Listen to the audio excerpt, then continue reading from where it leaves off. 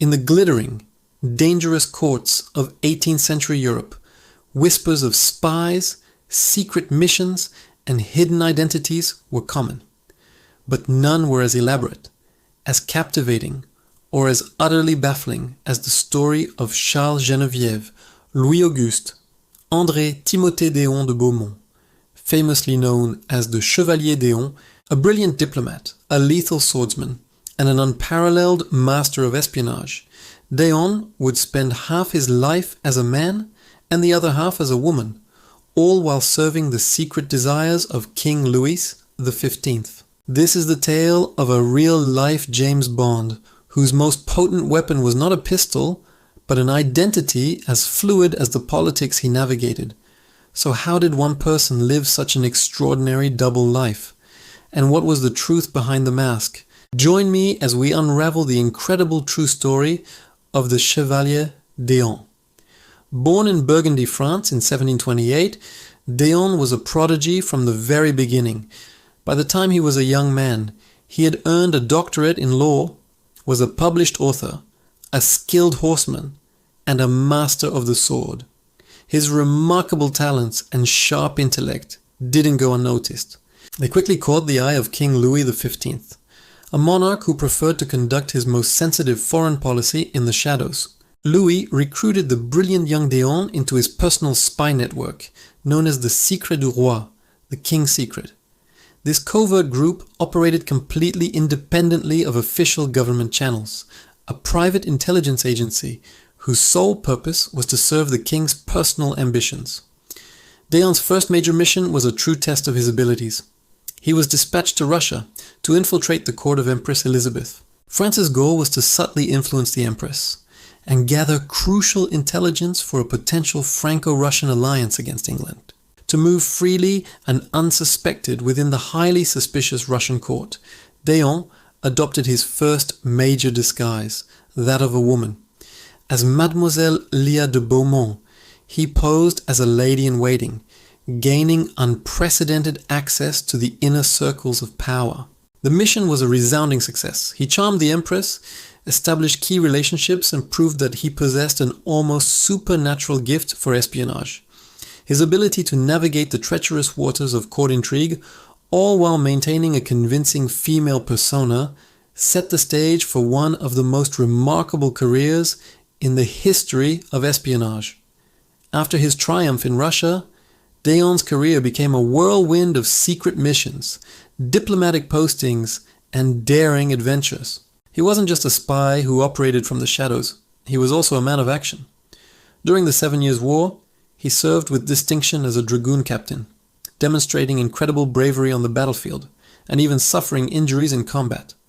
His dual talents for both covert operations and overt military action made him an invaluable asset to the French crown. Following the war, he was posted to London, officially as a secretary to the French ambassador, but unofficially he was the king's top spy in England.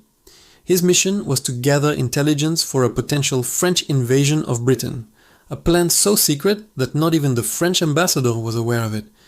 d'Eon performed his duties flawlessly, creating a vast network of informants and sending a steady stream of vital information back to Louis XV. But d'Eon's success bred enemies. His direct line to the king and his often arrogant demeanor clashed with the official French ambassador in London. When the ambassador was replaced, d'Eon fully expected to be his successor. When he was passed over and recalled to France, he refused. He knew the secrets he held were too valuable. d'Eon was in possession of highly sensitive documents related to the Secret du Roi, including the plans for the invasion of England.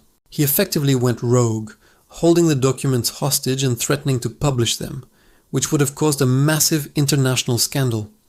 This standoff made him a dangerous liability to the French government. Then in 1774, King Louis XV died.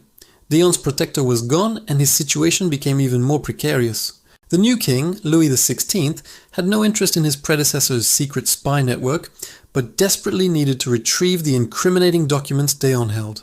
It was during this period of intense negotiation and public intrigue that the most extraordinary chapter of d'Eon's life began.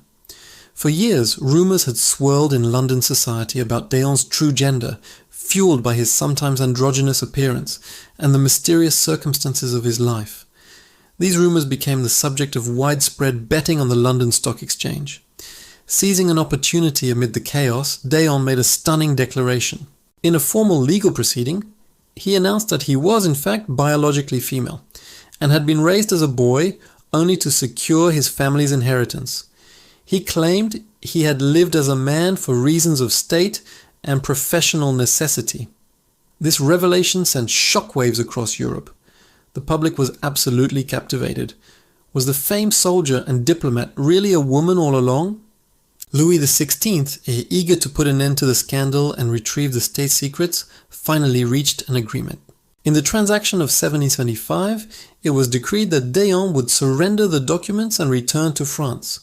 In exchange, he would receive a handsome pension, and the French state would formally recognize him as a woman. But there was one critical condition. He had to wear women's clothing for the rest of his life. For the next 3 decades, the celebrated Chevalier D'Eon lived as the Chevalier D'Eon. She became a sensation in Parisian society, admired for her sharp wit and intelligence. But she never lost her fiery spirit. Even in a corset and gown, she remained a formidable fencer, frequently accepting challenges from men who dared to question her skills with a sword. She became a living legend, a symbol of defiance and ambiguity in an era of rigid social structures.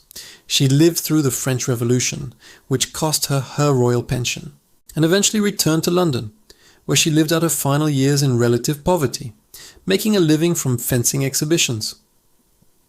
The ultimate truth of D'Eon's identity remained a subject of intense speculation for his entire life. It was only after his death in London in 1810 that the mystery was finally solved. An autopsy was performed in front of numerous witnesses, and the doctors confirmed that the Chevalier D'Eon was anatomically male. The revelation was the final twist in a life full of them. Why did he claim to be a woman? Was it a brilliant strategy to resolve his political standoff? A way to escape his debts? Or was it something deeper? A genuine exploration of his own identity in an era that had no language for such concepts? The Chevalier D'Eon was more than just an incredibly effective spy or a celebrated soldier. He was a pioneer of identity, a master of disguise who blurred the lines between gender and persona, performance, and reality, long before such ideas were widely understood. His life is a thrilling reminder that the greatest secrets are often hidden in plain sight, and that some true stories are far more complex and far more fascinating than any fiction. Thanks for watching. If you found this story as incredible as I did, be sure to like this video and subscribe for more deep dives into the hidden corners of history. See you next time.